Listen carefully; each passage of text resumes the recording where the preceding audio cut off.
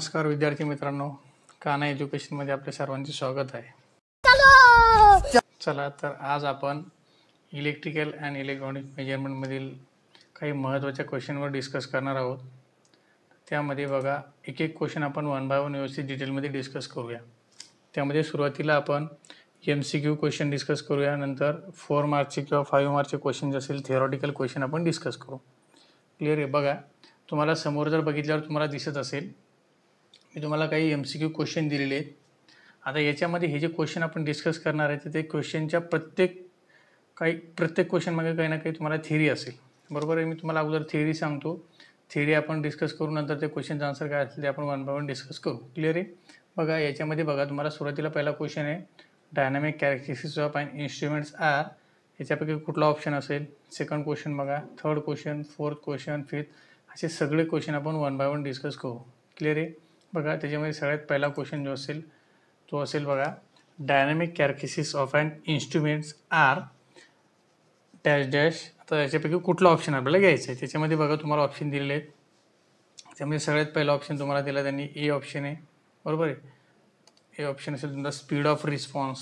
बरोबर आहे? त्याच्यानंतर फिडेलिटी, त्याच्यानंतर डायनॅमिक इरन, त्याच्यानंतर ऑल ऑफ दी अबो. आता सगळ्यात पहिलं महत्त्वाची गोष्ट तुम्हाला हे समजून घेणे की नेमकं डायनॅमिक कॅरेक्टरिस्टिक्स म्हणजे नेमकं काय. बघा ह्या कॅरेक्टरिस्टिक्स जे असतात ह्या कॅरेक्टरिस्टिक्स ॲक्च्युअलमध्ये आपल्याला दोन टाईप्समध्ये आहेत. बरोबर आहे? मेजरमेंटमध्ये जर तुम्ही बघितलं असेल, तुम्हाला याच्याबद्दल जर आणखी डिटेलमध्ये व्हिडिओ पाहिजे असेल तर मी आपल्या प्लेलिस्टमध्ये किंवा आपल्या यूट्यूब चॅनलवर ऑलरेडी आपण जे रिलेटेड व्हिडिओ टाकलेले आहेत तुम्ही बघू शकता. बघा त्याच्यामध्ये एक असते स्टॅटिक कॅरेक्टरिस्टिक्स. बरोबर आहे? आणि दुसरं असतो डायनॅमिक कॅरेक्टरिस्टिक्स. आता नेमकं स्टॅटिक म्हणजे काय सर, डायनॅमिक म्हणजे काय सर? बरोबर आहे? तर स्टॅटिक जर तुम्ही बघितला ना तर या शब्दामध्येच मला काही गोष्टी बघायला मिळतात. बरोबर आहे? म्हणजे याचा अर्थ काय, याच्यामध्ये कुठल्याही प्रकारचा चेंज होणार नाही विथ रिस्पेक्ट टू टाईम. बरोबर आहे? आणि डायनॅमिकमध्ये जर बघितलं तुम्ही तर हा शब्दच मला सांगत असतो की याच्या प्रॉपर्टीजमध्ये किंवा याच्या वर्किंगमध्ये किंवा याच्या प्रोसेसमध्ये काही ना काही चेंज होईल विथ रिस्पेक्ट टू टाईम. बरोबर आहे? मग याचा अर्थ नेमका कसा आणि इथं आपल्याला कसा वापरता येईल ते आपण आता बघू. क्लिअर आहे? बघा डायनॅमिक कॅरेक्टरिस्टिक्स जे असेल हे डायनॅमिक कॅरेक्टरिस्टिक्स त्याचे एक्झाम्पल कोणकोणते असेल किंवा कोणकोणत्या कॅरेक्टरिस्टिक्स आपण डिस्कस करणार आहे ते तुम्हाला मी आन्सरमध्ये ऑलरेडी दिले. बघा याच्यामध्ये की हे ज्या टाईप्स दिसतात बघा, स्पीड ऑफ रिस्पॉन्स असेल, फिडेलिटी असेल, डायनॅमिक इरर असेल, that are dynamic characteristics of measuring instrument. बरोबर? म्हणजे इलेक्ट्रिकल आणि इलेक्ट्रॉनिक मेजरमेंटमध्ये किंवा मेजरमेंटमध्ये आपण ज्या कॅरेक्टरिस्टिक्स शिकतोय दोन, ते असेल स्टॅटिक आणि डायनॅमिक. त्याच्यापैकी जी डायनॅमिक कॅरेक्टरिस्टिक्स असेल त्या डायनॅमिक कॅरेक्टरिस्टिक्स हे एक्झाम्पल आहेत. बरोबर आहे? एक्झाम्पल म्हणू शकता किंवा हे डायनॅमिक कॅरेक्टरिस्टिक्सचे वन बाय वन आपण डिस्कस करूया. बघा त्याच्यामध्ये बघा स्पीड ऑफ रिस्पॉन्स म्हणजे नेमकं काय होतं, फिडेलिटी म्हणजे काय होतं, डायनॅमिक इरर म्हणजे काय होतं. आता ॲक्च्युअलमध्ये तुम्हाला या गोष्टी हा क्वेश्चन MCQ आहे, आपल्याला डायरेक्ट काय करायचं आहे, ऑप्शन क्लिक करायचं आहे. बरोबर आहे? ते जर तुम्ही बघितलं पहिलं ऑप्शन काय, स्पीड ऑफ रिस्पॉन्स म्हणजे ही डायनॅमिक कॅरेक्टरिस्टिक्स आहे का, फिडेलिटी आहे का, डायनॅमिक इरर आहे की, यस हे सगळे जे असेल ह्या डायनॅमिक कॅरेक्टरिस्टिक्सचे एक्झाम्पल आहेत. तर का हे आपण आता आन्सरमध्ये मी तुम्हाला दिले. बघा याचा अर्थ काय होतो की एखादी क्वांटिटी जी असेल टायमिंगसोबत जर व्हॅरी होत असेल किंवा चेंज होत असेल, बरोबर आहे, तर त्याला आपण डायनॅमिक कॅरेक्टरिस्टिक्स म्हणत असतो. बरोबर आहे? आता याच्यामध्ये बघा स्पीड ऑफ रिस्पॉन्सचा अर्थ काय होऊ शकतो. आता स्पीड ऑफ रिस्पॉन्सचं तुम्हाला जर एक्झाम्पल सांगायचं झालं ना, बघा एक्झाम्पल कसं सांगू शकतो आपण. समजा मी काय केलं आहे की एखादी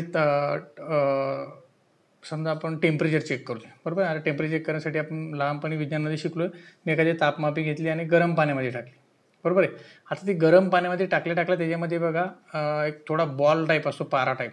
बरोबर आहे? मर्क्युरीचा बॉल असतो, तो एकदम फास्टमध्ये वर येत असतो. तुम्ही बघितलं असं ना, छोटी ग्लासची थर्मिस्टर बघितलं होतं आपण, थर्मोकपल बघितला होता की तो काय करतो, तो आपण समजा टेम्परेचर चेक करताना तो जो बॉल असेल जसं जसं हीट टेम्परेचर वाढत जातं तसं तसं बॉल वर जातो. बरोबर आहे? याचा अर्थ काय, स्पीड ऑफ रिस्पॉन्सचा अर्थ काय होतो, समजा मी एखादी तापमापीची असेल, बरोबर आहे, मी तापमापी जर समजा गरम पाण्यात टाकली तर तो किती फास्ट, बरोबर ना, किती फास्ट मला आउटपुट दाखवतो, that is called as speed of response. बरोबर आहे? त्याच्यानंतर फिडेलिटी. बघा फिडेलिटीचं जर एक्झाम्पल सांगायचं झालं त्याचा अर्थ काय होतो, फिडेलिटी म्हणजे मी काय म्हणू शकतो की समजा याचं एक्झाम्पल कसं सांगू शकतो आपण, समजा माझ्याकडे मायक्रोफोन असेल किंवा आपला मोबाईल आहे. बघा मी एखाद्या व्यक्तीकडून दुसऱ्या व्यक्तीला कॉलवर बोलतोय. बरोबर आहे? आता ही जी कॉलवर बोलण्याची जी आपली कन्व्हर्सेशन होत असेल त्याच्यामध्ये काही ना काही सिग्नल असतो. बरोबर आहे? आता ही वेव्ह जे असेल किंवा सिग्नल जे असेल ह्या कुठल्याही प्रकारचं डिस्टर्बन्स न होता, म्हणजे बाहेरचा एक्सटर्नल डिस्टर्बन्स न होता किती जास्तीत जास्त व्यवस्थित एक्झॅक्ट ॲक्युरेट आउटपुट देऊ शकतो, that is called as Fidelity. बरोबर ना. आता बघा ना, मी समजा आपण एखाद्या जिल्ह्यामधून दुसऱ्या जिल्ह्यामध्ये जर फोनवर बोलत असेल तर इथून तिथपर्यंत एकदम क्लिअर आवाज जाणे. बाहेरच्या कुठल्या आता वेव्ह ज्या आपल्या ॲटमॉस्फिअरमध्ये वेव्ह आपल्याला दिसतात, इकडून तिकडे सिग्नल ट्रान्सफर होतो, पण त्याचं बाहेरचं डिस्ट्रॅक्शन होतं की त्याच्यावर नाही. बरोबर आहे. That is called as Fidelity. आणि आणखी जो असेल तो लास्ट असेल डायनॅमिक एरर. बरोबर आहे. आता डायनॅमिक एरर जर तुम्ही बघितलं असेल तर डायनॅमिक एररचं पण एक्झाम्पल आपण सांगू शकतो. बरोबर आहे. डायनॅमिक एररचं एक्झाम्पल कसं सांगू शकतो, समजा मी काय केलं की मी एका टू व्हीलर चालवतोय, बरोबर आहे, किंवा फोर व्हीलर चालवतोय. आता टू व्हीलर किंवा फोर व्हीलर जे असेल, जर मी समजा 50च्या स्पीडनं चालवत असेल, बरोबर आहे, पण ॲक्च्युअलमध्ये तुमचा मीटर जो असेल तो 50 दाखवता कमी दाखवतो. म्हणजे काय, गाडीचा स्पीड जास्त आहे पण मीटर दाखवतो काय तुम्हाला कमी. मग तो स्पीड ॲक्च्युअलमध्ये मला 50 पाहिजे पण मिळतो समजा ॲक्च्युअल स्पीड मला 50 पाहिजे पण मिळतो समजा 49 किंवा 48. मग तो जो डिफरन्स आला that is called as dynamic error. बरोबर आहे. पण तो टायमिंगसोबत चेंज होतो. लक्षात ठेवा, या सगळ्या ज्या क्वांटिटी असेल ना, हे change with respect to time असेल, that is called as dynamic characteristics. म्हणून माझा ऑप्शन काय असेल रे, ऑल ऑफ दी अबो. म्हणजे या सगळ्या जे कॅरेक्टरिस्टिक्स जे असेल ह्या डायनॅमिक कॅरेक्टरिस्टिक्समध्ये येत असतात. क्लिअर आहे.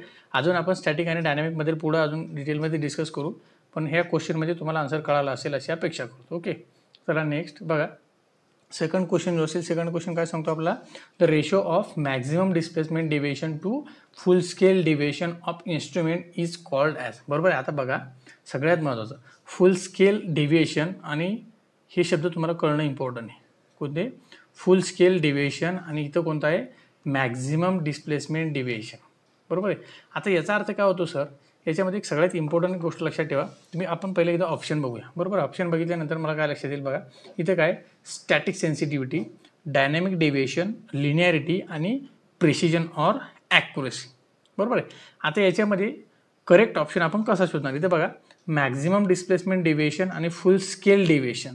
बरोबर आहे. फुल स्केल आणि मॅक्झिमम याचा अर्थ काय होतो की समजा मी एखादी गोष्ट चेंज करतो. असं सपोज मी काय केलं की आपण दोन क्वांटिटी घेतला, एक असेल सपोज एक्स ॲक्सिस आणि दुसरा असेल समजा वाय ॲक्सिस. एक सपोज एक्झाम्पल कन्सिडर करा, मी इथे सपोज घेतला व्होल्टेज आणि इथे घेतला मी सपोज करंट. बरोबर आहे. म्हणजे मी काय करतोय, समजा व्होल्टेज थोडा चेंज केला तर थोडा करंट चेंज होईल, आणखी व्होल्टेज वाढवला आणखी करंट वाढेल, आणखी व्होल्टेज वाढवला आणखी करंट. म्हणजे इथे जर तुम्ही बघितलं ना, हे पॅरलली वाढत जाते. लक्षात आलं. म्हणजे याचा अर्थ काय, एक क्वांटिटी वाढली की दुसरी पण वाढती, दुसरी एक वाढली की दुसरी पण वाढती. बरोबर आहे. हे जे रेशो असेल, बरोबर आहे, हा रेशो जो असेल तो रेशो मला काय सांगत असतो रे, that is called as linearity. काय म्हणतो आपण त्याला, लिनियरिटी. बरोबर आहे. म्हणून इथे जर तुम्ही बघितलं तर आपल्याला लिनियरिटी ऑप्शन कुठे दिसतो का, yes, that is called as linearity. हा माझा करेक्ट ऑप्शन असेल. क्लिअर आहे. बघायची थेअरीसुद्धा मी तुम्हाला दिली, ती बघू शकता. Linearity is the measure of how well the instruments outputs follow the straight line. कळालं, स्ट्रेट लाईन रिलेशनशिप तो दाखवत असतो. हे बघायला म्हणतो आपण that is called as straight line relationship. याला म्हणतो आपण लिनियर रिलेशन किंवा स्ट्रेट लाईन रिलेशनशिप. लक्षात आलं. बघा याच्यामध्ये तुम्हाला दिलेलं सुद्धा आहे, लिनियरिटीचा फॉर्म्युला असतो आहे की maximum deviation upon full scale output किंवा डेव्हिएशन. क्लिअर आहे, कळालं. ओके, चला नेक्स्ट क्वेश्चन बघूया. बघा third question, the measure value of resistance is 15.25 ohm and true value is 15.22. Then determine the absolute error. पहिली गोष्ट, तर ॲब्सोल्यूट एरर म्हणजे नेमकं काय, आपण त्याला समजून घेऊया. बरोबर आहे. बघा माझ्याकडे दोन क्वांटिटी आहेत. मेजरमेंट म्हटल्यावर मला सरळ इथं फक्त मीटरसोबत खेळायचं आहे, किंवा मेजरमेंट म्हणजे त्याच्यामध्ये सगळं आपल्याला क्वांटिटी बघायची. बघा आता याच्यामध्ये मी तुम्हाला काय सांगितलं, ट्रू व्हॅल्यू. हे पहिलं आपण समजून घेऊया. ट्रू व्हॅल्यू आणि दुसरी असते बघा मेजर व्हॅल्यू, आहे ना. ट्रू आणि मेजर याच्यामध्ये सगळ्यात पहिला डिफरन्स आपल्याला समजून घ्यायचे. हे दोन शब्द मला काय सांगत असतात. बघा मी सपोज काय केलं की सपोज आपलं तुम्हाला माहिती आहे, मी म्हटलं समजा V is equal to I into R. हा फॉर्म्युला तुम्हाला माहिती आहे ओहम्सला. बरोबर आहे. आपला व्होल्टेज दिला, रेजिस्टन्स दिला, करंट काढू शकता, किंवा करंट रेजिस्टन्स दिला, व्होल्टेज काढू शकता. तिन्हीपैकी कुठल्याही दोन क्वांटिटी दिल्या तुम्ही एक व्हॅल्यू तुम्ही काढू शकता. हे ठराविक स्पेसिफिक फॉर्म्युला थ्रू तुम्ही व्हॅल्यू काढली. बरोबर आहे. सपोज मी अजून कसं म्हणू शकतो, मी काय म्हटलं की सपोज हा एक बल्ब मी इथं कनेक्ट करतो. याला व्यवस्थित समजून घ्या. हे एकदा तुमचे क्लिअर झाले ना, तर स्टॅटिक डायनॅमिक या सगळ्या गोष्टी ऑटोमॅटिक तुमच्या क्लिअर होईल. बघा मी एक बल्ब कनेक्ट केला, या बल्बला मी एक सप्लाय देतो आहे. बरोबर आहे. त्याच्या अगोदर आपण काय करू, इथे एक ॲमीटर पण कनेक्ट करू, आहे ना, म्हणजे करंट आपल्याला मोजता येईल. क्लिअर आहे. हां, इथे मी काय केलं, सपोज एक बल्ब असेल, एक सर्किट काढतो आहे ना, याला मी 10 व्होल्ट सप्लाय दिला. बरोबर आहे. आणि हा 2 ओहमचा मी सपोज एक्झाम्पल कन्सिडर करूया आपण. ओके, एवढा तर नाही, पण 2 ओहमचा मी एक बल्ब तिथं कनेक्ट केला आणि मी किती व्होल्ट दिलं रे, 10 व्होल्ट. बरोबर आहे. आता तुम्ही इथंच म्हणाल सर की मला व्होल्टेज माहिती आहे किती रे व्होल्ट, 10 व्होल्ट. सर मला रेजिस्टन्स पण माहिती आहे किती रे, 2 ओहम. सर मग मी करंट काढू शकतो का, यस. कसा, I इज इक्वल टू काय करणार मी V/R बरोबर आहे. मग V किती सर 10, रेजिस्टन्स किती आहे 2, म्हणजे काय म्हणू शकतो मी 10/2 मीन्स 5 अँपिअर माझा करंट आला बरोबर आहे. किती आला रे 5 ampere. That is called as true value. काय रे माझी ती आता ट्रू व्हॅल्यू बरोबर आहे. पण इथं तुम्ही ॲमीटर कनेक्ट केला. ॲमीटर काय करत असतो आपला करंट मोजत असतो बरोबर आहे. म्हणजे ॲमीटर सुद्धा तुम्हाला काही ना काही करंट दाखवेल आणि that is called as measure value. कळलं. ॲक्च्युअलमध्ये कॅल्क्युलेशन करून तुम्ही जी व्हॅल्यू काढली that is called as true value. आणि इथं ॲमीटर तुम्हाला जी डायरेक्ट इथून जो वाहणारा करंट आहे ना तो करंट तुम्हाला ॲमीटर दाखवणार तो काय असेल तुमचा मेजर व्हॅल्यू बरोबर आहे. मग आता याच्यामध्ये काही ना काही डिफरन्स येणार आहे. याच्यामध्ये काही ना काय असेल डिफरन्स. म्हणजे ॲक्च्युअलमध्ये तुम्हाला 5 अँपिअर यायला पाहिजे पण तुमचा ॲमीटर एक्झॅक्ट 5 व्हॅल्यू दाखवतो का नाही बरोबर आहे. मग तो जो डिफरन्स असेल that is called as error. तो डिफरन्स म्हणजे काय असतो तुमचा इरर. मग आता इरर कुठला हे इम्पॉर्टंट आहे बरोबर आहे. तर तो जो असेल त्यालाच म्हणतो आपण स्टॅटिक इरर किंवा ॲब्सोल्यूट इरर बरोबर आहे. हां लक्षात ठेवा. तर काय म्हणू शकतो मी measured value minus true value. Measured value minus true value MT बरोबर आहे. लक्षात ठेवा true value minus measured value केलं म्हणजे 100% तुमचा आन्सर रॉंग येईल बरोबर आहे. मग sir measure value minus true value यालाच आपण इरर म्हणतो. हे कसं लक्षात ठेवायचं बरोबर आहे. हे लक्षात ठेवण्यासाठी मी ट्रिक सांगतो तुम्हाला. याला लक्षात ठेवायचं महाराष्ट्र. आपण कुठं राहतो रे महाराष्ट्रामध्ये. तर महाराष्ट्रामध्ये M पहिला येतो आणि T तुमचा काय येईल नंतर येईल बरोबर. म्हणून काय म्हणायचं आहे M minus T measure value minus true value that is called as absolute error बरोबर आहे. मग ॲब्सोल्यूट इरर मला थोडाफार कळाला सर. त्याचा फॉर्म्युला आपण आता आन्सर सहज काढू शकतो. म्हणजे मी काय केलं मला बघा मेजर व्हॅल्यू त्यांनी ऑर्डर दिलेली आहे किती रे 15.25 बरोबर आहे. आणि ट्रू व्हॅल्यू मला दिली आहे किती 15.22. जर दोघांचं मी सबट्रॅक्शन केलं मला 100% आन्सर किती येईल 0.03 ओहम. क्लिअर आहे कळालं. चलो नेक्स्ट बघा. नेक्स्ट क्वेश्चन काय सांगतो माझा बघा. Following are static characteristics of measuring instrument. आता एक महत्त्वाची गोष्ट लक्षात ठेवा. जेव्हा तुम्हाला MCQ क्वेश्चन सॉल्व्ह करायचे असेल बरोबर तुमचा अलर्टनेस खूप इम्पॉर्टंट आहे. अलर्टनेस याचा अर्थ काय सर आता तुम्हाला क्वेश्चनमध्ये कळेल बघा. मी काय म्हटलं following are static characteristics of measuring instrument. आठवा सगळ्यात पहिला क्वेश्चनमध्ये आपण डायनॅमिक कॅरेक्टरिस्टिक्स शिकलो बरोबर आहे. डायनॅमिक कॅरेक्टरिस्टिक्समध्ये तुम्हाला काय काय दिलं होतं त्यांनी सर फिडेलिटी दिली होती, डायनॅमिक इरर दिला होता, स्पीड ऑफ रिस्पॉन्स दिला होता. That is a example of dynamic characteristics. Same like that की इथं सुद्धा तुम्हाला काय दिलं त्यांनी स्टॅटिक कॅरेक्टरिस्टिक्स दिले. तर कुठले ते बघा. तर पहिली मी तुम्हाला थिअरी सांगतो. जसं तुम्ही डायनॅमिक कॅरेक्टरिस्टिक्स डिस्कस केलं तसं तुम्हाला इथे स्टॅटिक कॅरेक्टरिस्टिक्स आपण दिलेली आहेत बरोबर. कुठले बघा. त्याच्यामध्ये सगळ्यात पहिला ॲक्युरसी असेल, प्रिसिजन असेल, रिप्रोड्युसिबिलिटी असेल, सेन्सिटिव्हिटी असेल, लिनिअरिटी असेल, स्टॅटिक एरर असेल आणि ड्रिफ्ट असेल बरोबर आहे.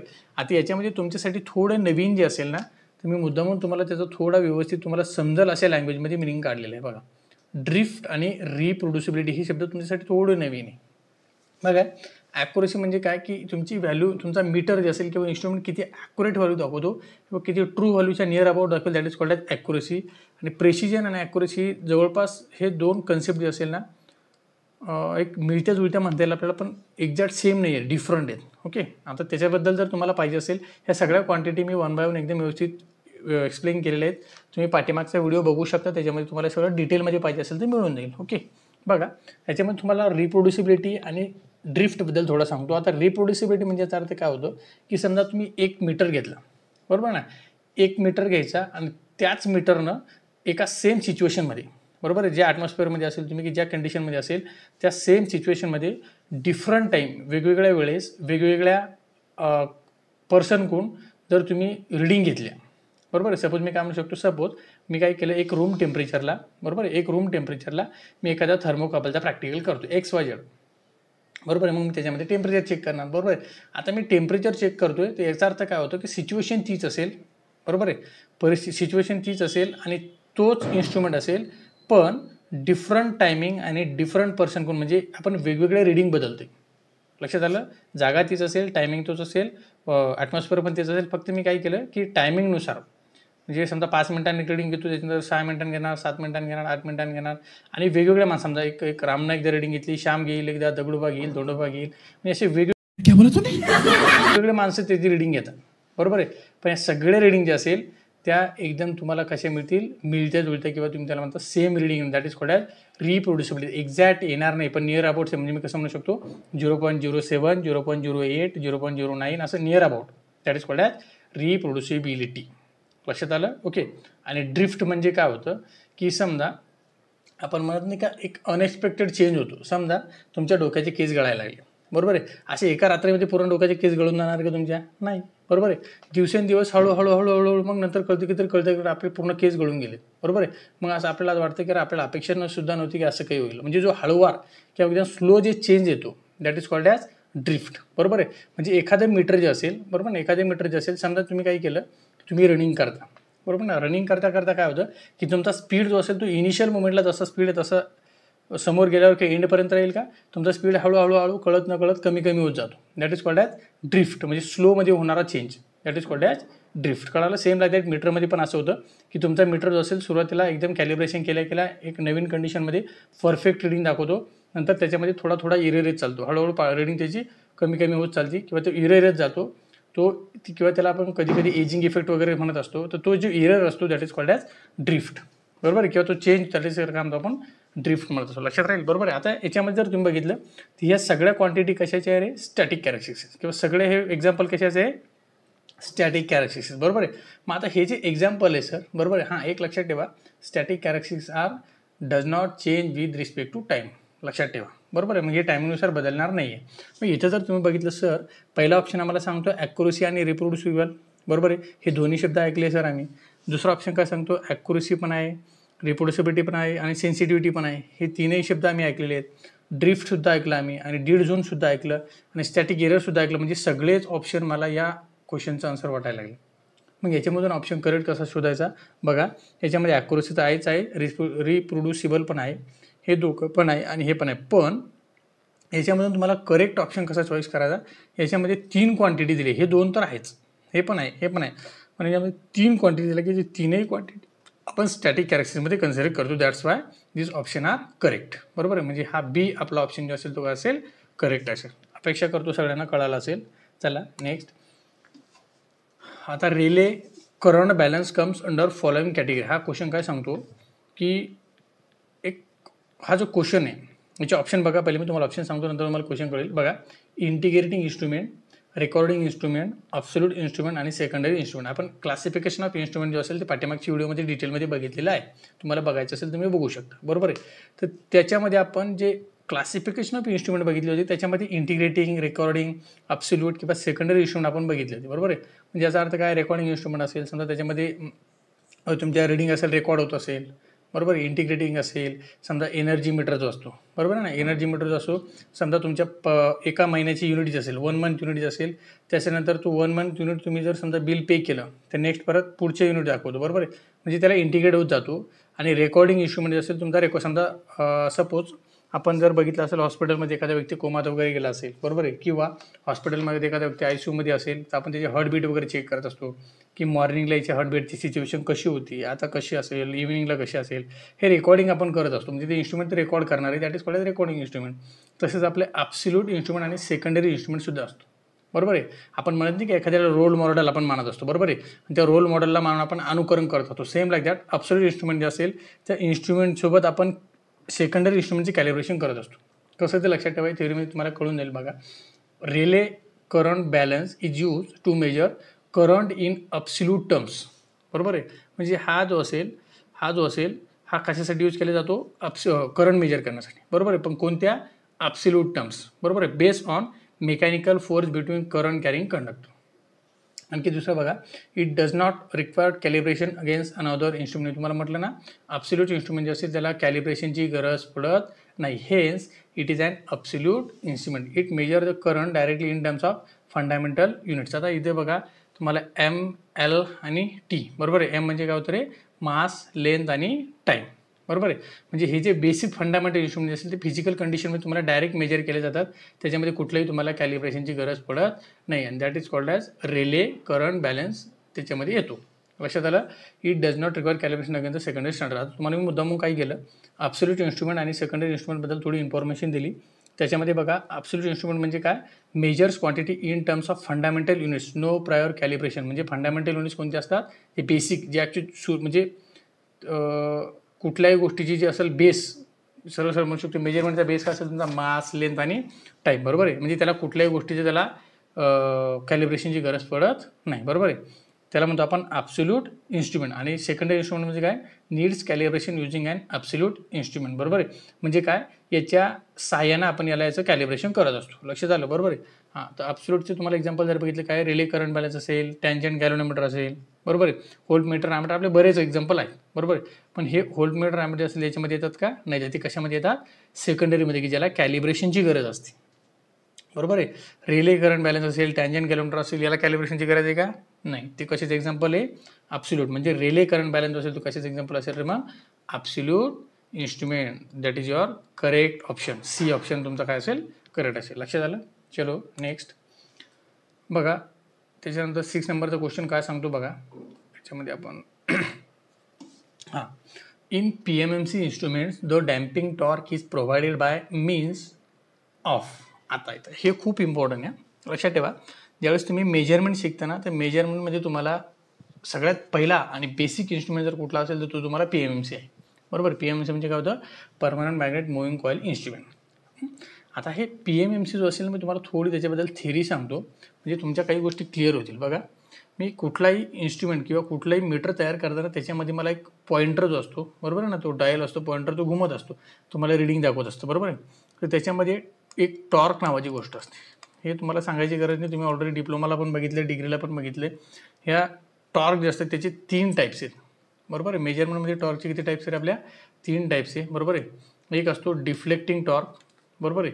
दुसरा असतो कंट्रोलिंग टॉर्क आणि तिसरा असतो डॅम्पिंग टॉर्क. लक्षात ठेवा. बरोबर आहे. डिफ्लेक्टिंग, कंट्रोलिंग आणि डॅम्पिंग याचा अर्थ नेमकं काय होतो सर, समजा मला जो पॉइंटर असेल, बरोबर आहे ना, हा इकडे लक्ष द्या. सपोज ही तुमची स्केल असेल, 1 2 3 4 5, ही तुमचा मीटरची स्केल असेल. बरोबर ना. आणि या स्केलनुसार मला काय करायचं आहे रे, पॉइंटर मूव्ह करायचं आहे. बरोबर आहे. सपोज मी हा पॉइंटर इथं कन्सिडर केला. आता मला एक सांगा, हा पॉइंटर मला इथून, सपोज मी इथं 0 कन्सिडर केलं, इथं मी काय कन्सिडर केलं, 1. मला 0 पासून तर 1 पर्यंत नेण्यासाठी या पॉइंटरला काही ना काही पोटेन्शियल लागेल ना. बरोबर आहे. म्हणजे हा मला पॉइंटर, ही जादू थोडी नाही की पॉइंटर इथं ऑटोमॅटिक जाणार. मग हा पॉइंटर मला इथं ढकलण्यासाठी, बरोबर आहे ना, हा पॉइंटर मला इथं ढकलण्यासाठी, इथं नेण्यासाठी जो काही फोर्स लागतो, बरोबर आहे, किंवा जो काही टॉर्क लागतो, that is called as deflecting torque. बरोबर आहे ना. हा पॉइंटर मला समोर नेण्यासाठी जो टॉर्क मी यूज करतो that is called as deflecting torque. बरोबर आहे. आता महत्त्वाची गोष्ट आहे, समजा मी हा इन्स्ट्रुमेंट चालू केला किंवा मी ही मीटर रिडिंग घेतोय. आता ही रिडिंगमध्ये समजा माझी इथे रिडिंग आली, की मी म्हटलं सपोज माझी रिडिंग आली आता 1 आली असेल. बरोबर आहे. आता हा पॉइंटर मला इन्स्ट्रुमेंट बंद केल्यानंतर माझा पॉईंट वापस 0वर गेला पाहिजे. बरोबर आहे ना. 0वर गेला पाहिजे किंवा मला जिथं पाहिजे तिथं पॉइंटर स्टेबल राहायला पाहिजे. मग ते कंट्रोल करण्यासाठी किंवा हा पॉइंटर वापस इथं आणण्यासाठी मला काय वापरावं लागतं रे, कंट्रोलिंग टॉर्क. काय वापरावं लागतं, कंट्रोलिंग टॉर्क. बरोबर आहे. आणि तिसरी गोष्ट जी असेल, हा सगळ्यात इम्पॉर्टंट आहे, लक्षात ठेवा, आणि बऱ्याच लोकांसाठी हा नवीन पण आहे, that is called as damping torque. आता डॅम्पिंग टॉर्क म्हणजे काय बघा, या डायग्राममध्ये तुम्हाला थोडंफार क्लिअर होईल. डॅम्पिंग टॉर्कचा अर्थ असतो, तो डॅम्पिंग म्हणजे काय, हा ऑसिलेशन कंट्रोल करण्यासाठी आपण वापरतो. बघा, तुम्ही पॉइंटर जर बघितला तर कसा असा डिफ्लेक्ट किंवा ऑसिलेट होताना दिसतो, एका जागी थांबतोय का, तुम्ही असं असल्यावर रिडिंग घेऊ शकता का, नाही घेऊ शकत. बरोबर आहे. मग हा मला एकाच ठिकाणी थांबवायचा आहे, स्टेबल थांबवायचा असेल, त्यासाठी जो टॉर्क मी वापरत असेल that is called as damping torque. बरोबर आहे. म्हणजे मी काय म्हणू शकतो रे, to eliminate oscillation that is called as damping torque. म्हणजे डॅम्पिंग टॉर्क आपण कायसाठी वापरत असतो रे, to eliminate oscillation of pointer. Clear कळालं. मला तिन्ही टॉर्कचे टाईप्स कळाले, डिफ्लेक्टिंग टॉर्क, कंट्रोलिंग टॉर्क आणि डॅम्पिंग टॉर्क. आता आणखी एक महत्त्वाची गोष्ट लक्षात ठेवा, डिफ्लेक्टिंग टॉर्कला आपण नेहमी TD म्हणत असतो. बरोबर आहे. कंट्रोलिंग टॉर्कला आपण नेहमी TC म्हणत असतो आणि डॅम्पिंग टॉर्कला आपण कॅपिटल TD म्हणतो. बरोबर आहे. आता याच्यामध्ये एक इम्पॉर्टंट लक्षात ठेवा, मी असं म्हणू शकतो का, समजा हा जो पॉइंटर असेल, बरोबर आहे, हा पॉइंटर मला राईट साईडला ढकलायचा आहे. मग मी समजा डिफ्लेक्टिंग टॉर्क वापरला. बरोबर आहे. आता मला याला कंट्रोल करायचं आहे, म्हणजे जेवढा माझा डिफ्लेक्टिंग टॉर्क असेल तेवढाच माझा कंट्रोलिंग टॉर्क असू शकतो की नाही. बरोबर. लक्षात आलं मला काय म्हणायचं आहे, म्हणजे काय, की हा पॉइंटर स्टेबल कधी असू शकतो, ज्यावेळेस मी काय म्हणू शकतो, TD is equal to TC. म्हणजे काय, जेवढा माझा ढकलणारा असेल तेवढाच मला ओढणारी ताकद लागेल. बरोबर ना. म्हणजे जेवढ्या फोर्सने मी याला ढकलतोय तेवढ्याच फोर्सने मला त्याला काय करावं लागेल, ओढावं लागेल, तर हा पॉइंटर स्टेबल राहील ना. म्हणजे काय, हा इकडे ढकलतोय आणि हा इकडे खिचतोय, तर हा पॉइंटर स्टेबल राहील.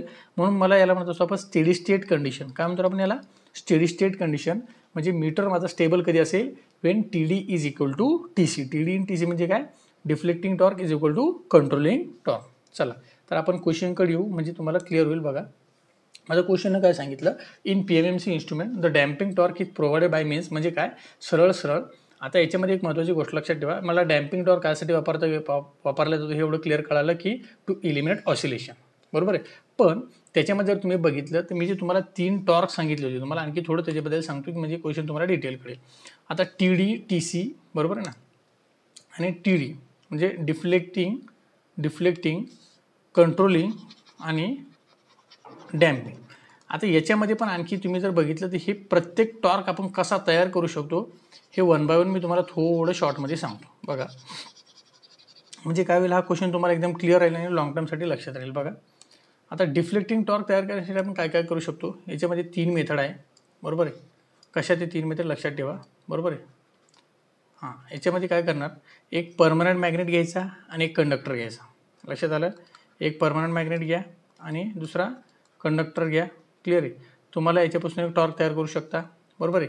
किंवा 2 परमनंट मॅग्नेट तुम्ही वापरू शकता, बरोबर आहे. किंवा 2 कॉईल तुम्ही वापरू शकता, एक परमनंट मॅग्नेट एक कॉईल किंवा कंडक्टर म्हटलं तुम्ही, इथं तुम्ही 2 कॉईल वापरू शकता, बरोबर आहे. 2 कॉईल तुम्ही वापरू शकता आणि इथे काय वापरणार तुम्ही, मूव्हिंग आयन वापरू शकता, बरोबर. याच्यावरून तुम्हाला डिटेलमध्ये पुढे हळूहळू आहे किंवा तुम्ही पाठीमागची व्हिडिओ बघा, तुम्हाला क्लिअर कळेल. मी तुम्हाला शॉर्टमध्ये सांगतोय. मला डिफ्लेक्टिंग टॉर्क तयार करण्यासाठी मी काय करू शकतो, एक परमनंट मॅग्नेट घ्यायचा, त्याला एक कॉईल घ्यायची, त्याच्यापासून तुम्ही टॉर्क तयार करू शकता, किंवा 2 कॉईल घेऊन तुम्ही टॉर्क तयार करू शकता, किंवा मूव्हिंग आयन घेऊन तुम्ही टॉर्क तयार करू शकता. क्लिअर आहे, कळालं, ओके. यालाच तुम्ही MI इन्स्ट्रुमेंट म्हणू शकता, याला तुम्ही PMMC इन्स्ट्रुमेंट म्हणू शकता. हे तुम्ही ऑलरेडी मेजरमेंटमध्ये बघितलं आहे. त्याच्यानंतर मला जर कंट्रोलिंग टॉर्क तयार करायचं असेल, बरोबर आहे, कंट्रोलिंग टॉर्क करण्यासाठी माझ्याकडे 2 ऑप्शन आहे, बरोबर आहे. हां, आता याच्यात बघा एक इम्पॉर्टंट महत्त्वाची गोष्ट लक्षात ठेवा, एक असेल स्प्रिंग कंट्रोल, बरोबर आहे, आणि एक असेल ग्रॅव्हिटी कंट्रोल. कोणता रे, स्प्रिंग कंट्रोल, आणि दुसरा कोणता असतो, ग्रॅव्हिटी कंट्रोल, बरोबर आहे. आता स्प्रिंग कंट्रोल तुम्ही बघितलं असेल आणि ग्रॅव्हिटी कंट्रोल तुम्ही बघितला की नाही मला माहीत नाही, पण मी तुम्हाला जस्ट समजून सांगतो. ग्रॅव्हिटी कंट्रोल कसा असतो, समजा मी काय केलं, सपोज हा पॉइंटर असेल, मी तुम्हाला थोडं समजून सांगायचा प्रयत्न करतो. बघा हा पॉइंटर असेल है ना, आणि हा पॉइंटर मी असा एक उभा लटकून ठेवला असं, बरोबर आहे. हां, आता ह्या पॉइंटरला मी काय केलं, एक बॅलन्स वेट लावला असं, काय लावला असा, बॅलन्स वेट, बरोबर आहे. आणि मी नेक्स्ट टाईम काय केलं, हा जो पॉइंटर असेल हा पॉइंटरची पोझिशन मी चेंज केली आणि हा बॅलन्स वेट जो असेल थोडा असा इकडे घेतला असेल, किंवा आपण याला कसं म्हणू शकतो, बघा हे डायग्राम थोडं समजेल असा प्रयत्न करा. आता मी थोडं काय केलं, म्हणजे ही जी पोझिशन होती, म्हणजे काय, ही पोझिशन अशी सरळ होती, बरोबर आहे. म्हणजे मी याला या पोझिशनला घेऊन गेलो, बरोबर आहे. म्हणजे तुम्ही त्याला इकडं मूव्ह केलं असं, बरोबर आहे. पण हा ॲक्च्युअलमध्ये जो पॉइंटर असेल, हा तुम्हाला त्याला एक जड ओझं टाकलं मी खाली, किंवा पॉइंटरला काय केलं, वेट लावला, तो काय होईल, तुमचा पॉइंटर परत वापस या पोझिशनला येईल ना, बरोबर आहे. अगोदर काय झालं, आता मी इकडे त्याला ढकललं, बरोबर आहे, तर त्याला वापस तो कुठे येईल, 0 पोझिशनला, बरोबर आहे. म्हणजे काय, सरळ हा वेट इकडे आणतो, कशामुळे आणतो, तो ग्रॅव्हिटीमुळं, बरोबर आहे. पण ही कंडिशन कधी होणार, फक्त ज्यावेळेस माझी सिच्युएशन व्हर्टिकल असेल. आणि हेच जर मी समजा असं हॉरिझॉन्टलला लावलं, लक्षात ठेवा, ही सिच्युएशन मी जर हॉरिझॉन्टलला लावत असेल, ते हॉरिझॉन्टलला पॉसिबल होणार आहे का रे, नाही, बरोबर आहे ना. हॉरिझॉन्टलला तुम्ही कसंही घुमवलं तरी त्याच्यावर वेटचा इफेक्ट पडणार नाही, बरोबर आहे. त्याला म्हणतो आपण ग्रॅव्हिटी कंट्रोल. आणि ग्रॅव्हिटी कंट्रोल ही जनरली आपण कधी वापरत असतो, इन व्हर्टिकल पोझिशन ओनली, बरोबर आहे, नॉट इन हॉरिझॉन्टल पोझिशन. लक्षात आलं, जो आपण हॉरिझॉन्टल पोझिशनमध्ये त्याला ग्रॅव्हिटीला वापरू शकत नाही. आणि दुसरा पहिला कोणता असेल, स्प्रिंग कंट्रोल. आता स्प्रिंग कंट्रोलमध्ये पण त्याचे 2 टाईप्स आहे, एक असेल हेलिकल आणि दुसरं असेल स्पेरिकल, बरोबर आहे. आता हेलिकल स्प्रिंग जर तुम्ही बघितलं असेल तर त्याचं एक्झाम्पल तुम्हाला सांगतो. तुम्ही मोटरसायकलचे शॉकऑफ बघितले असेल, बरोबर आहे. तर मोटरसायकलचे जे शॉकऑफ असतात ते एक हेलिकल स्प्रिंग असतात, बरोबर आहे. आणि स्पेरिकल स्प्रिंग जे असेल, तुम्ही मच्छर मारायची कॉईल बघितली असेल बघा, that is called as spherical spring. आणि आपली जी मोटरसायकलची शॉकऑफ जे असतात मोठावाला बॅक साईडचे, ते शॉकअप कायसारखे दिसतात तुम्हाला, हेलिकल सारखे. आणि हे कोणते असेल, स्पेरिकल स्प्रिंग. आणि हे कोणते असेल रे, हेलिकल स्प्रिंग. लक्षात ठेवा, हे असेल तुमचे कंट्रोलिंग टॉर्कचे एक्झाम्पल. आणि आता राहिला मुद्दा कोणता, सगळ्यात इम्पॉर्टंट असेल तो कोणता, डॅम्पिंग टॉर्क, बरोबर आहे.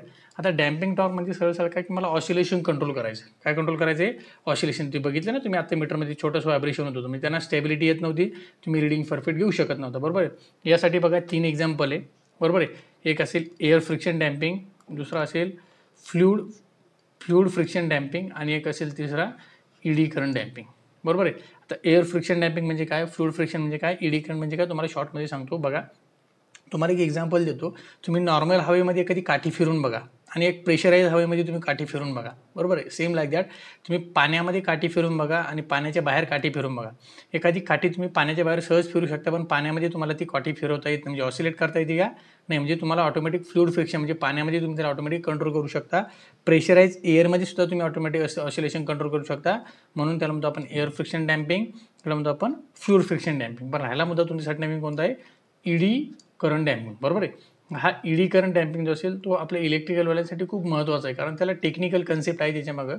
बघा याच्यासाठी आपण काय करतो, तो एक ॲल्युमिनियमचा फॉईल असतो, त्याच्यापासून ईडी करंट तयार करतो आणि ते ईडी करंट जो असेल तो ऑसिलेशन कंट्रोल करण्यासाठी आपण वापरत असतो. दॅट इज कॉल्ड ॲज, त्याला हे जे एक्झाम्पल असेल काय म्हणतो आपण, डॅम्पिंग टॉर्क, बरोबर आहे. आता इथं जर तुम्ही क्वेश्चनमध्ये बघितलं तर आपल्याला क्वेश्चनमध्ये लक्षात येईल. इथे जर बघितलं बघा, PMMC instrument, in PMMC instrument the damping torque is provided for. म्हणजे याचा अर्थ काय, आता आपण डिफरंट इंस्ट्रुमेंट बघितले, PMMC इंस्ट्रुमेंट असेल, MI इंस्ट्रुमेंट असेल, इलेक्ट्रोडायनॅमोमीटर असेल, तर PMMCमध्ये या 3 टाईप्सपैकी कुठला डॅम्पिंग टॉर्क वापरलेला आहे हे शिकायचं आपल्याला, बरोबर आहे. मग PMMCमध्ये आपण नेहमी कोणता वापरतो रे, ईडी करंट डॅम्पिंग. कुठला वापरतो, eddy current damping. That's why option A is correct option, बरोबर. म्हणजे पहिला ऑप्शन आपला कसा असेल, करेक्ट ऑप्शन असेल. लक्षात आलं, कळालं, ओके. आता हे मीटरनुसार, जसं की तुम्हाला म्हटलं ना मी, MI इंस्ट्रुमेंट असेल, PMMC इंस्ट्रुमेंट असेल, ते मीटरनुसार तुम्हाला डिफरंट डॅम्पिंग टॉर्क आहे. तुम्हाला एवढं क्लिअर कळालं की आपण PMMCसाठी कोणता वापरतो, मग ईडी करंट डॅम्पिंग. आता ही थेरी जर तुम्हाला बघायची असेल तर तुम्ही थेरी बघू शकता, पण जस्ट तुम्हाला एक्स्ट्रा नॉलेजसाठी किंवा तुम्हाला थेरोटिकल क्वेश्चनसाठी काम येईल. पण MCQमध्ये तुम्हाला मी जेवढं पॉसिबल आहे तेवढं सांगायचा प्रयत्न केला. क्लिअर कळालं. चलो नेक्स्ट क्वेश्चन. हां, आता नेक्स्ट क्वेश्चन कुठला आहे आपला, 7 नंबर. बघा 7 नंबरमध्ये काय दिलं, याच्यामध्ये जर तुम्ही बघितलं असेल तर the controlling torque of an indicating instrument, बरोबर आहे. The controlling torque of an indicating instrument dash as deflecting torque increases, बरोबर आहे. हां, आता इथे खूप इम्पॉर्टंट, मी तुम्हाला आता जस्ट थोडी थेरी सांगितली होती सर, की माझा TD जो असेल, TD is nothing but deflecting torque, आणि TC जो असेल, TC is nothing but controlling torque. हे दोघं जर इक्वल असेल त्यालाच म्हणतो आपण स्टेडी स्टेट कंडिशन, बरोबर आहे ना. यालाच काय म्हटलं आपण, steady state condition. Steady state condition म्हणजे काय सर, की माझा मीटर स्टेबल आहे, बरोबर आहे. मग मी आताच तुम्हाला म्हटलं होतं की डिफ्लेक्टिंग टॉर्क म्हणजे हा पॉइंटर आपल्याला पुढं ढकलायचा आहे, बरोबर आहे. मग त्याला पुढं जेवढा ढकलणार तेवढा त्याला कंट्रोल करण्यासाठी मला काही ना काही फोर्स लागेल किंवा टॉर्क लागेल, दॅट इज कॉल्ड TC, बरोबर आहे. म्हणजे याचा अर्थ काय म्हटलं आपण, की जेवढा तुमचा TD वाढणार तेवढा तुमचा TC वाढणार, जेवढा TD कमी होणार तेवढा TD काय तुमचा कमी. जर बघितलं असेल तर डायरेक्टली प्रोपोर्शनल रिलेशन आहे. When TD are increase then TC are also increase, when TD decrease TC are also decrease, बरोबर आहे. मग इथे जर तुम्ही बघितलं तर माझा क्वेश्चन काय सांगतो, the controlling torque of an indicating instrument, बरोबर आहे ना.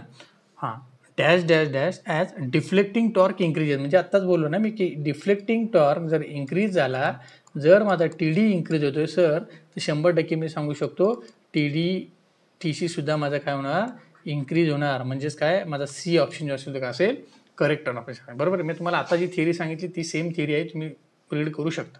क्लिअर कळालं. चलो नेक्स्ट क्वेश्चन बघा. हां, ECG ही तुम्ही बऱ्याच वेळेस नाव ऐकलं असेल, इलेक्ट्रोकार्डिओग्राम, बरोबर आहे. Instrument belongs to following category. मी तुम्हाला आताच म्हटलं होतं की टाईप्स ऑफ इन्स्ट्रुमेंट जे असेल, पाठीमागची व्हिडिओ तुम्ही बघून घ्या, त्याच्यामध्ये तुम्हाला दिले की बघा इंडिकेटिंग इन्स्ट्रुमेंट म्हणजे काय, ॲब्सोल्यूट म्हणजे काय, रेकॉर्डिंग म्हणजे काय, ऑल ऑफ दिस, बरोबर आहे. इथे जर बघितलं तर EC जर तुम्ही बघितलं असेल, आपण हार्टबीट वगैरे त्यांना चेक करत असतो बघा, बरोबर आहे. की तुम्हाला दिले थिअरी बघा, तर हा काय करतो, हार्टबीट आपले सेव्ह करत असतो, रेकॉर्ड करत असतो. सकाळी तुमची सिच्युएशन कशी होती, दुपारी कशी झाली, इव्हिनिंगला कशी आहे, त्याच्यामुळे that is called as recording instrument. हा कसा असेल रे, recording instrument. That's why C option are correct for that question. Clear आहे. चलो नेक्स्ट. हां, आता समोरचा क्वेश्चन असेल, हां चलो, आता हा जे असेल 5th किंवा 4 मार्क्ससाठी तुम्हाला विचारलं जातं, बरोबर आहे. 5 मार्क्स किंवा 4 मार्क्स. क्लिअर आहे.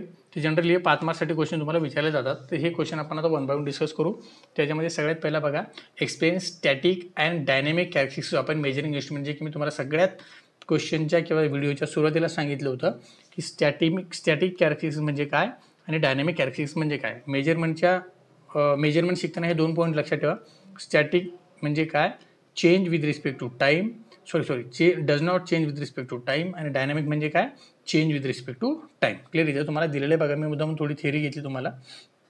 बघा, जी describe the behaviour of instrument under steady constant condition. Constant म्हणजे काय, डज नॉट चेंज. म्हणजे मी काय म्हणू शकतो, Wien the input is constant or changes very slowly, म्हणजे एकदम निग्लिजिबल आपण त्याला म्हणू शकतो. That's why that is called as static characteristics. बरोबर आहे. इकडे जर बघितलं तर डायनॅमिक कॅरेक्टरिस्टिक्स म्हणजे काय, when the measurement changes rapidly with time, the instrument's ability to track these changes depend on its dynamic. म्हणजे काय सर की हे टायमिंगनुसार व्हॅरी होतात किंवा changes rapidly with time. Clear आहे, कळालं. आता मी तुम्हाला मुद्दाम त्याचे काही एक्झाम्पल घेतले बघा. स्टॅटिक कॅरेक्टरिस्टिक्स असेल to determine how accurate the final temperature reading. बरोबर आहे. आणि सेम लाईक दॅट जर मला इथं तुम्हाला दिलं बघा, थर्मोमीटर मी सपोज घेतलं, is place in, me thermometer एखाद्या गरम पाण्यामध्ये ठेवलं, तर स्टॅटिक कॅरेक्टरिस्टिक्स म्हणजे काय सांगत असते की मला सरळ त्याची फायनल व्हॅल्यू जी असेल ती किती येईल रिडिंगची. बरोबर आहे. आणि डायनॅमिक कॅरेक्टरिस्टिक्स म्हणजे काय सांगत असते की तो किती फास्टमध्ये फायनल रिडिंगपर्यंत पोहोचतो, म्हणजे चेंजेस मला दाखवत असतो, हा चेंजेस मला दाखवत नाही. लक्षात आलं. किंवा मी सरळ सांगू शकतो हा टायमिंगनुसार मला चेंज सांगत असतो. दॅट्स वाय स्टॅटिक सारखे आणि डायनॅमिक कॅरेक्टरिस्टिक्स. बरोबर आहे. त्याच्यानंतर त्याच्यामध्ये आणखी मी तुम्हाला डिटेल त्याच्याबद्दल सांगितलं बघा. इथे जर तुम्ही बघितलं असतं मी डेफिनेशन तुम्हाला दिली, where the quantities to be measured are constant or vary slowly with respect to time, that is called as static characteristics. आणि याला काय म्हणतो आपण, डायनॅमिक कॅरेक्टरिस्टिक्स. बरोबर आहे. काय म्हणू शकतो मी, change with respect to time. मी तुम्हाला बघा स्टार्टिंगला सांगितलं होतं ह्या कॅरेक्टरिस्टिक्स आहे बघा, ॲक्युरसी आहे, प्रेसिजन आहे, सेन्सिटिव्हिटी आहे, रेझोल्युशन आहे. ह्या क्वेश्चनमध्ये किंवा आन्सरमध्ये हे 1 by 1 छोटे शॉर्टमध्ये तुम्ही लिहा. एक्झाम्पल ऑफ किंवा स्टॅटिक कॅरेक्टरिस्टिक्स असेल कोणते असेल, डायनॅमिक कॅरेक्टरिस्टिक्स कोणते असेल, हे सगळे तुम्हाला डिटेलमध्ये 1 by 1 तुम्हाला दिले, हे तुम्ही रीड करू शकता. तुम्हाला सहज कळेल, खूप इझी आहेत. बघा, ॲक्युरसी म्हणजे काय, क्लोजनेस टू ट्रू व्हॅल्यू म्हणजे किती करेक्ट व्हॅल्यू असेल. प्रिसिजन म्हणजे काय, रिपीटेबिलिटी ऑफ रिडिंग. बरोबर आहे. सेन्सिटिव्हिटी म्हणजे काय, change in output per unit input. एकदम शॉर्टमध्ये तुम्हाला एकदम सिम्पलमध्ये थिअरी दिलेली आहे. क्लिअर आहे, कळालं. ओके. बघा, हे तुम्हाला स्टॅटिक आणि डायनॅमिकचा डिफरन्स तुम्ही बघितलं असेल. नेक्स्ट क्वेश्चन आहे बघा, what is the error, explain the different types of error. आता हा पण एक महत्त्वाचा क्वेश्चन. मी तुम्हाला स्टार्टिंगला सांगितलं होतं की मेजरमेंटमध्ये इरर हा शब्द काय सांगत असतो. मी तुम्हाला सांगितलं 2 व्हॅल्यू, एक म्हणजे ट्रू व्हॅल्यू, बरोबर आहे, आणि दुसरी कोणती असेल रे, मेजर व्हॅल्यू. आता ट्रू व्हॅल्यू आणि मेजर व्हॅल्यू या 2 व्हॅल्यूचा जो डिफरन्स असतो मला ते काय सांगत असतो, इरर. मी तुम्हाला म्हटलं ना, महाराष्ट्र लक्षात ठेवा, M-T. बरोबर आहे. कधी कधी तुम्हाला पर्सेंटेज इरर विचारतो त्यावेळेस लक्षात ठेवा याचा फॉर्म्युला काय होतो, M-T अपॉन TMTT म्हणायचं. काय म्हणायचं रे, MTT म्हणजेच काय, measure value minus true value upon true value into काय करतो आपण त्याला 100, that is called as percentage. बरोबर आहे. इथे तुम्ही बघा इररची डेफिनेशन आपण कशी लिहिणार, सरळ सांगितलं ना, व्हॉट इज इरर. इरर हा पण 5 मार्कचा क्वेश्चन आहे. बघा डेफिनेशन बघा, error is the difference between the true value. बरोबर आहे. ट्रू व्हॅल्यूज तुम्ही दुसरा एक शब्द आहे बघा, मी मुद्दाम तुम्हाला वेगवेगळे नावं घेतले. ॲक्च्युअल व्हॅल्यू की त्याला तुम्ही स्टँडर्ड व्हॅल्यू म्हणता. Difference between true value of an quantity and the measure value of obtain by the instrument. बरोबर आहे. म्हणजे याचा अर्थ काय, error is equal to measure value minus true value. हा तुमचा फॉर्म्युला असेल, लक्षात ठेवा, किंवा तुम्ही त्याला डेफिनेशन याची म्हणू शकता. दोघांचा जो डिफरन्स असेल that is called as error. आता तुम्हाला मुद्दाम बघा, मी एक्झाम्पल घेतलं, if the true resistance is 100 ohm, म्हणजे समजा एखाद्या XYZ सबस्टन्स असेल त्याचा 100 ओहम रेजिस्टन्स असेल आणि तुम्ही ॲक्च्युअलमध्ये मोजल्यावर तुम्हाला किती भरायला लागला, 99.5. म्हणजे काय, किती कमी भरायला लागला, 0.5 कमी भरतोय. किती भरतोय रे, 0.5. That is called as error.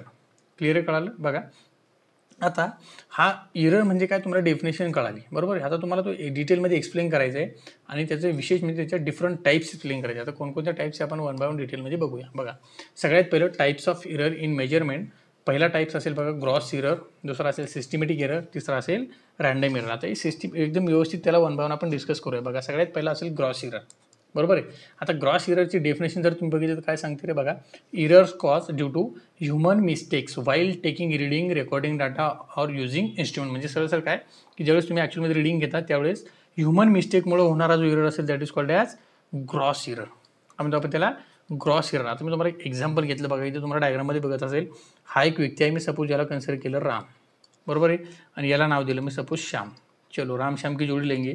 बघा, राम या साईडनी बघतोय आणि श्याम या साईडनी बघतोय. आता तुम्ही जर बघितलं असेल, राम आपला लेफ्ट टू राईट बघायला लागला. बरोबर आहे. आणि श्याम कुठून बघतोय रे, राईट टू लेफ्ट. हे सगळं व्यवस्थित समजून घ्या. आता इथं रामनं ज्यावेळेस बघितलं त्यावेळेस हा पॉईंटर जो असेल त्याला 0च्या समोर दिसेल, लक्षात ठेवा. आणि श्यामनं बघितल्यावर हा पॉईंटर त्याला 0च्या पाठीमागे दिसेल. बरोबर आहे. म्हणजे ॲक्च्युअलमध्ये 0वर दिसणार आहे का तुम्हाला, नाही, पण ॲक्च्युअल पॉईंटर कुठे, 0वर आहे. पण श्यामला कुठे दिसतोय रे, 0च्या पाठीमागे, बॅक ऑफ 0. आणि रामला कुठे दिसतो, फ्रंट ऑफ 0. म्हणजे याचा अर्थ काय की तुमची बघण्याचा इरर आहे. बरोबर आहे. व्हिज्युअल इरर आहे. That is called as human mistake. आपण यालाच काय म्हटलं दुसरं, ह्युमन मिस्टेक, किंवा त्यालाच म्हणत असतो आपण पॅरलॅक्स इरर म्हणत असतो आपण याला. बरोबर आहे. म्हणजे आपण काय म्हणू मग, हा म्हणेल अरे 0पेक्षा रिडिंग कमी आहे आणि हा काय म्हणेल 0पेक्षा रिडिंग जास्त आहे, बरोबर आहे. पण ॲक्च्युअलमध्ये रिडिंग किती तुमची 0, म्हणून एकदम आपण स्ट्रेट पॅरलली त्याला असं या साईडने बघत असतो. लक्षात आलं, असं एक्झॅक्ट त्याला पॅरलली बघावं लागते, त्यावेळी तुम्हाला क्लिअर कळेल. That is called as human mistakes. आणि ही जी मिस्टेक असेल किंवा याच्यामुळे जो होणार एरर असेल that is called as gross error. त्याचे एक्झाम्पल जर तुम्ही बघितलं तर कोणकोणते असेल बघा, त्यालाच आपण म्हटलं पॅरलॅक्स एरर असेल किंवा रॉंग रेकॉर्डिंग ऑब्झर्वेशन असेल किंवा इनकरेक्ट इन्स्ट्रुमेंट कनेक्शन असेल किंवा इन्स्ट्रुमेंटचे कनेक्शन आपण उलटे पालटे केले त्यामुळे पण होऊ शकतं. क्लिअर आहे. आणखी मी तुम्हाला महत्त्वाचा एक्स्ट्रा पॉईंट मुद्दामून दिला की हा एरर आपण कमी कसं करू शकतो. बघा, take repeat reading and use the average value, proper training and attention, use of automatic system instead of manual reading. बरोबर आहे. म्हणजे ऑटोमॅटिक वापरा ॲज कम्पेअर टू मॅन्युअल. लक्षात आलं. त्याच्यानंतर बघा नेक्स्ट दुसरा असेल सिस्टिमॅटिक एरर. दुसरा कोणता आहे, सिस्टिमॅटिक एरर. आता सिस्टिमॅटिक एररची माझी डेफिनेशन काय सांगते आपण ते बघूया. These are consistent repeatable errors that occur due to fault in measuring system. लक्षात ठेवा, कोणामुळं, मेजरिंग सिस्टममध्ये जे काही फॉल्ट असेल किंवा इन्स्ट्रुमेंटमध्ये जे काही फॉल्ट असेल त्याच्यामुळे होत असतं. आता त्याचे टाईप्स काही ते आपण डिटेलमध्ये बघूया. बघा, they affect the measurement in the same direction each time. लक्षात आलं. आता ह्या टाईपमध्ये तुम्हाला हे लक्षात येऊन जाईल. बघा, main types of systematic error. तर कोणते कोणते आहे ते मी तुम्हाला पहिले दाखवतो. बघा, सिस्टमॅटिक एररचे टाईप्स बघा. पहिला इन्स्ट्रुमेंटल एरर असेल, इन्व्हायरमेंटल एरर असेल, ऑब्झर्वेशनल एरर असेल आणि लोडिंग एरर असेल. आता हे सगळं मी तुम्हाला डिटेलमध्ये थिअरीसुद्धा तुम्हाला दिली. बघा, हे ड्यू टू कशामुळे imperfection or fault in instrument itself असेल, बरोबर आहे. त्या म्हणजे इन्स्ट्रुमेंटमध्ये जर काही फॉल्ट असेल त्याच्यामुळे येऊ शकतं. बघा, म्हणजे सहसा काय की त्याचं प्रॉपर कॅलिब्रेशन झालं नसेल किंवा एखाद्या इन्स्ट्रुमेंटमध्ये काही फ्रिक्शन वगैरे होत असेल किंवा वॉर्न आउट पार्ट्स असेल. लक्षात आलं. सेम लाईक दॅट इन्व्हायरमेंटल असेल, ऑब्झर्वेशनल असेल आणि लोडिंग असेल. हे तुम्ही थिअरी जरी वाचली तुम्हाला सहज लक्षात येऊन जाईल. क्लिअर कळालं.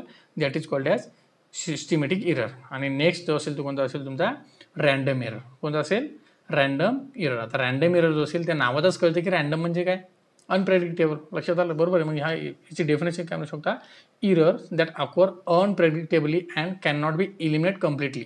सरळ रँडम एरर आहे, अनएक्सपेक्टेड आहे, त्याच्यामुळे आपण कम्प्लिटली इलिमिनेट करू शकत नाही.